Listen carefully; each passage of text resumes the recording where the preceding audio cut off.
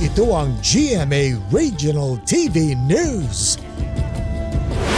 Mainit na balita mula sa Luzon, hatid ng GMA Regional TV. Nawawala ang isang bagong silang na sanggol dyan sa Lingayen, Pangasinan. Chris, ano ba ang nangyari? Saan napunta? Tony, dinukot daw ng isang nagpakilalang nurse ang sanggol. Sa pahayag ng nanay ng sanggol, may lumapit sa kanya na babaeng naka-scrubs at face mask at sinabing kailangan daw kunan ng dugo ang sanggol. Kinuha ang kanyang anak pero makalipas ang isang oras, hindi na raw ibinalik. Wala pang pahayag ang ospital.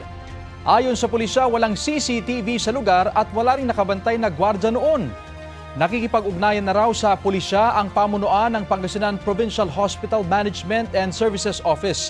Tiniyak din nilang gagawin ang mga posibleng hakbang para maresolba ang kaso. Ayon naman sa Pangasinan Provincial Government, ipinag-utos na ng gobernador ang mabilisang investigasyon sa insidente.